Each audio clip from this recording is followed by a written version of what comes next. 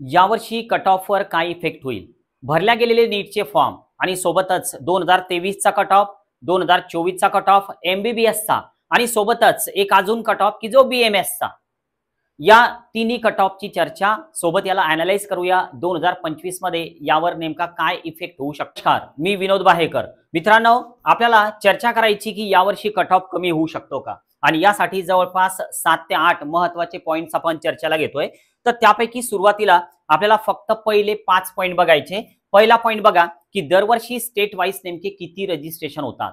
आता याचा संबंध यावर्षीच्या कट ऑफशी कसा येईल, तर यालाच आपल्याला अॅनालाइज करायचंय. या व्हिडिओमध्ये थोडी लेंथ वाढू शकते, पण गरजेचं आहे की या व्हिडिओला आपण स्किप न करताना बघणं. नंबर 2 चा पॉइंट येतो की दरवर्षी जेवढे स्टुडंट रजिस्ट्रेशन करतात तर तेवढे पूर्ण स्टुडंट एक्झामला जातात का, हा सुद्धा महत्वाचा प्रश्न.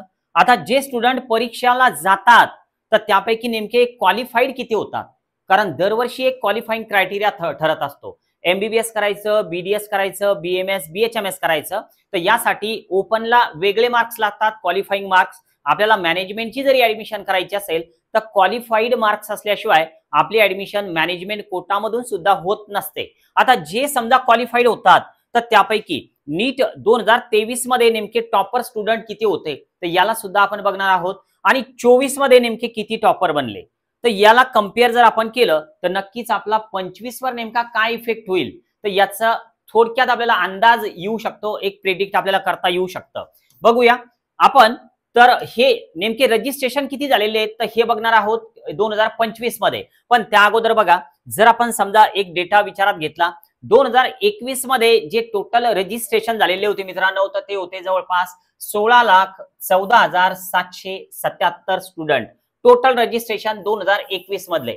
आता हेच जर आपण विचारात घेतलं की 22 मध्ये नेमके किती रजिस्ट्रेशन झालेले होते, 18,72,343. जवळपास 2.5 लाखानं ही संख्या वाढलेली आहे 21 मध्ये. आणि 22 मध्ये विद्यार्थ्यांची कॉम्पिटिशन वाढली, कट ऑफ वर इफेक्ट झाला होता.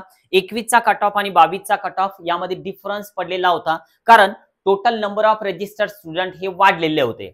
आता हे जर आपण 23 विचारात घेतलं तर इथं सुद्धा जवळपास एक 2 ते 2.25 लाखाच्या दरम्यान टोटल रजिस्ट्रेशन जे आहेत तर ते वाढलेले होते, पण तुलनेनं हे कमी झालेली दिसतात रजिस्ट्रेशन. पण आता 24 मध्ये काय झालं बघा, एक वाढ झालेली आहे. जवळपास 3 लाखानं स्टुडंट रजिस्ट्रेशन वाढलेलं होतं 24 मध्ये. आणि मागच्या वर्षी नेमकं नीट मध्ये काय झालं तर याची आयडिया तुम्हाला सुद्धा आहे. नवीन असाल सबस्क्राईब करायला विसरू नका. बघा आता 25 मध्ये नेमके किती स्टुडंट रजिस्ट्रेशन झालेले आहेत. ऑफिशियल डेटा अजून आलेला नाहीये, पण एक अंदाज आहे, इन्फॉर्मेशन अशी आहे की जवळपास 23 लाख रजिस्ट्रेशन यावर्षी स्टुडंटनं केलेले आहेत सर्व भारतामधून. मागच्या वर्षी होते 24 लाख, यावर्षी 23 लाख. म्हणजे जवळपास समजा 1 लाखाची संख्या जी आहे तर ती कमी झालेली आहे. पण या 1 लाख कमी स्टुडंटमुळे कट ऑफ वर नेमका काय इफेक्ट होईल, 24 सारखा कट ऑफ राहील का 23 सारखा कट ऑफ राहील, तुम्हाला काय वाटतं नक्की एकदा कमेंट बॉक्स मध्ये सांगाल. बघूया नेमके आपल्याला पुढचं स्टेट वाईज रजिस्ट्रेशन बघायचं. हे कशासाठी, कारण आपल्याला नेमकं आपल्या स्टेटमध्ये आपली कॉम्पिटिशन आहे, इतर स्टेटवाल्यांसोबत आपली कॉम्पिटिशन नाही. आपल्याला आपल्या स्टेटमध्ये सीट घ्यायची, एमबीबीएस असेल, बीडीएस, बीएमएस, बीएचएमएस, आपल्या स्टेटच्या विद्यार्थ्यांसोबत आपल्याला कॉम्पिटिशन करायची. तर त्यामुळं आपली कॉम्पिटिशन आपल्या स्टेट सोबत असणार. मग मागच्या वर्षी म्हणजे 24 मध्ये उत्तर प्रदेश हे सगळ्यात जास्त स्टुडंट असणारं स्टेट होतं रजिस्ट्रेशन केलेलं. 3,39,125 स्टुडंट यूपी मध्ये रजिस्टर्ड झालेले होते. महाराष्ट्रामध्ये 2,79,104 स्टुडंट टोटल रजिस्ट्रेशन होते 2024 मध्ये. हेच राजस्थानमध्ये 1,96,139. त्यानंतर तमिळनाडूमध्ये 1,55,216. यानंतर कर्नाटकमध्ये 1,54,210. अजून बाकीचे जे स्टेट आहे तर ते थोडे 1.5 लाखापेक्षा कमी स्टुडंट रजिस्ट्रेशन झालेले स्टेट होते. पण आता हे एवढे स्टुडंट एक्झामला गेले असतील का, तर हे सुद्धा बघणं गरजेचं आहे. महाराष्ट्रामध्ये जरी 2,79,104 स्टुडंट रजिस्टर्ड केलेले होते, पण यापैकी किती स्टुडंट हे एक्झामला अपियर झाले होते, तर हा डेटा सुद्धा खूप महत्वाचा आहे. उत्तर प्रदेशमध्ये मागच्या वर्षी 3,39,125 पैकी फक्त 2,73,572 स्टुडंटच एक्झामला गेले. यापैकी क्वालिफाय किती झाले तर हे तर आपल्याला बघणं गरजेचं आहे. महाराष्ट्रामध्ये सुद्धा बघा, हा जो नंबर आहे हा काही फारसा चेंज झालेला नाही, कारण महाराष्ट्रामधले विद्यार्थी मेडिकल कोर्ससाठी इंटरेस्टेड असतात. एक्झामला ते जातातच. आणि बघा, जर आपण याचा डेटा जर पुढे बघायला गेलो तर इयर आणि number of student appeared for NEET exam, NEET एक्झामला कोणत्या स्टेटमध्ये किती स्टुडंट गेले, कोणत्या वर्षामध्ये, 2021 मध्ये बघा हे 15,45,200 274 स्टुडंट परीक्षेला बसले होते. पण 2022 मध्ये 2 लाखानं ही संख्या वाढलेली, 2.2 लाखानं. 23 मध्ये परत संख्या वाढलेली आहे नीट एक्झाम देणाऱ्यांची, आणि 24 मध्ये परत ही संख्या जवळपास 3 लाखानं वाढलेली आहे. फॉर्म भरणारे वेगळे, परीक्षेला जाणारे वेगळे. जवळपास आपण बघितलं 2024 मध्ये 24 लाख स्टुडंटनं फॉर्म भरलेले होते, पण 23 लाख स्टुडंट परीक्षेला गेलेले होते. आणि हे जे आहेत तर हे स्टुडंट जे आहेत हे फॉर्म भरणारे स्टुडंट आहेत. बघा 21 मध्ये नेमके किती स्टुडंटनं फॉर्म भरले आणि या फॉर्म भरलेल्यापैकी एक्झामला नेमके किती गेले, यातला जो डिफरन्स आहे तर ते एक्झामला न जाणारे स्टुडंट आहे. हे सगळं कशासाठी आपण बघतोय, कारण आपल्याला काढायचा आहे आपला कट ऑफ, कारण कट ऑफच खूप गरजेचं आहे आपल्यासाठी. तर त्यासाठी बघा किती मुलं क्वालिफाईड होतात दरवर्षी, यावर्षी नेमके किती मुलं क्वालिफाईड होतील. बघा इयर 2021 मध्ये 8,70,074 मुलं क्वालिफाईड झालेले होते नीट मध्ये. 22 मध्ये 9,93,000 म्हणजे ही संख्या वाढली. 23 मध्ये परत संख्या वाढली. 24 मध्ये परत संख्या वाढली. नक्कीच ही संख्या 25 मध्ये पण वाढणार आहे. पण या तुलनेमध्ये मेडिकल कॉलेजेस जे आहेत तर ते वाढतात का, तर नाही वाढत. नीटच्या क्वालिफाईड स्टुडंटची संख्या जेवढी वाढते तर तेवढे मेडिकल कॉलेजेस वाढत नाहीत. तर त्यामुळे दरवर्षी कट ऑफ इन्क्रीज होतो, डिक्रीज होत नाही तर इन्क्रीज होतं. त्याचं रिझन हे की दरवर्षी मुलांचं क्वालिफाईड होण्याचं जे प्रमाण आहे, रेशिओ जो आहे तर तो वाढत चाललेला आहे. याचं रिझन क्लासेस आहेत वेगवेगळ्या ज्या पण ऑनलाईन कोचिंग असतील, ऑफलाईन कोचिंग असतील, विद्यार्थ्यांच्या मॉक टेस्ट असतील, खूप सारं स्टडी मटेरियल विद्यार्थ्यांकडे आहे, बऱ्याचशा टिप्स विद्यार्थ्यांना आता मिळत आहेत. तर त्यामुळं हे क्वालिफाईड होण्याचं प्रमाण जे आहे तर ते खूप मोठ्या प्रमाणात वाढलेलं असल्यामुळं कट ऑफ वर इफेक्ट होतोय. आता बघा जर समजा आपण विचार केला 2023चा, तर फक्त 2च स्टुडंट असे होते की ज्यांना 720 पैकी 720 मार्क्स आलेले होते, फक्त दोघांना. आणि बाकीचे जे स्टुडंट आहे टॉप 10 मध्ये येणारे तर हे बघा 716 त्यानंतर 715. ओके, पण फक्त 2 स्टुडंट असे की ज्यांना 720 पैकी 720 मार्क्स होते 2023 मध्ये. पण बघा इफेक्ट काय झाला तर 24 मध्ये बघा, 24 मध्ये 720 पैकी 720, पहिले जे टॉप 10 मी घेतलेले आहेत तर टॉप 10 जे आहेत याच्यापेक्षा जास्त आहेत, जवळपास 17 मुलं आहेत की ज्यांना स्कोअर असाच आहे, पण आपण फक्त टॉप 10च घेतलेले. म्हणजे थोडक्यात 23 मध्ये फक्त मुलं किती होते 23 मधले तर 2च, पण 24 मध्ये जवळपास 17 मुलं आउट ऑफ मार्क्स घेणारे होते. आता बघूया कट ऑफ. एसटीचा 2023चा कट ऑफ 329 होता आणि 24चा एमबीबीएस कट ऑफ 443 होता. यावर्षी नेमकं काय होईल कट ऑफचं एक आयडिया देतोय की ना की तो 2023 सारखा असेल ना की तो 2024 सारखा असेल. कारण मागच्या वर्षी काय झालं नीटच्या एक्झाम मध्ये, या सर्वांची आयडिया आपल्याला आहेच, कारण वेगवेगळ्या प्रकारचे जे पण न्यूज आहेत तर ते तुमच्या कानावर आलेले असतीलच. मुलांचे स्कोअर वाढलेले होते, ऑल इंडिया रँक खूप हाय गेलेले होते.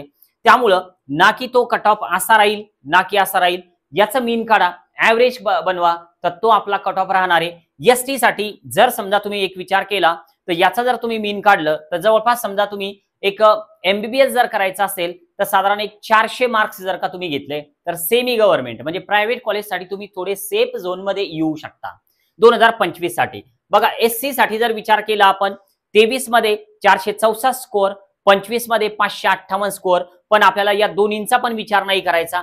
साधारण एक 500-510 मार्क्स जर आपले आले, आपण जर एससी कॅटेगरीमध्ये असेल तर नक्कीच आपण एमबीबीएस सेमी गव्हर्नमेंट कॉलेजसाठी एका सेफ झोन मध्ये असू शकतो. आता हे जर आपण विजय विचारात घेतलं तर विजय मध्ये 23 आणि 24 मध्ये काय झालेलं आहे बघा, जवळपास हा जो स्कोअर आहे 497 579, तर आपल्याला साधारण एक 550 540 ते 550च्या दरम्यान यावर्षी आपला कट ऑफ जाऊ शकतो. म्हणजे ना की तो 2023 सारखा असेल ना की तो 2024 सारखा असेल, हे सगळं प्रेडिक्शन आहे.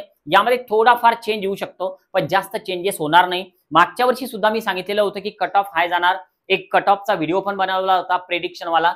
त्याच पद्धतीनं कट ऑफ थोडेफार 2 3 4 5 मार्क मागे पुढे झाला होता.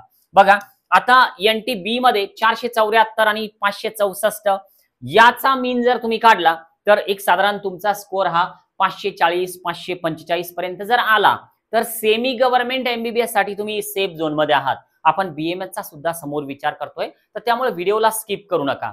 जिजाऊ अकॅडमीची काउन्सिलिंग जॉईन करायची असेल, व्हिडिओ आहे कमेंट बॉक्समध्ये, नक्की तो व्हिडिओ पूर्ण बघाल. आता जर आपण NTC चा विचार केला, 525 आणि 596 मार्क्स याचा मीन काढा.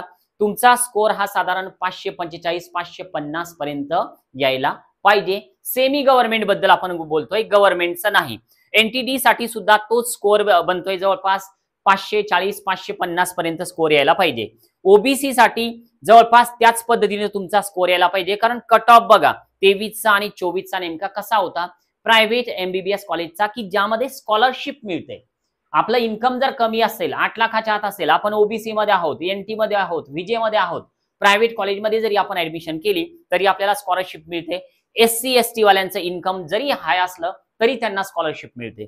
बघा आता यामध्ये ओपनची सीट 525 ला गेलेली आणि ही 597 ला मागच्या वर्षी मिळालेलं, तर याचा एक मीन काढा. साधारण तुम्हाला 560 पर्यंत मार्क्स तरी घ्यावे लागतील मित्रांनो. आता EWS हा कोटा आपला सेमी गव्हर्नमेंट म्हणजे प्रायव्हेट कॉलेज साठी नसतो, तर त्यामुळे EWS वाल्यांना सुद्धा 550 560 स्कोअर गृहीत पकडावा. SEBC ही नवीन आलेली कॅटेगरी आहे, तर आपण साधारण या OBC सारखं एक प्रिडिक्शन आपलं ठेवावं की साधारण आपल्या विद्यार्थ्याला या पद्धतीने स्कोअर असावा, म्हणजे आपण MBBS कॉलेज सेफ झोन मध्ये येऊ शकतो. आता बघूया की BMS साठी नेमकं काय होऊ शकतं. बघा मागच्या वर्षी 2023 मध्ये 24 मध्ये काय झालेलं होतं, ST कॅटेगरीला BMS 219 वर मिळालं, 24 मध्ये 303 वर मिळालं.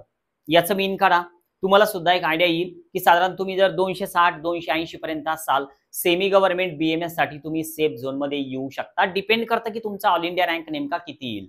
यानंतर SC साठी 287 382, तर साधारण 330 प्लस तुमचा स्कोर जर येत असेल तर थोडेफार सेफ झोन मध्ये तुम्ही यावर्षी 2025 मध्ये येऊ शकता.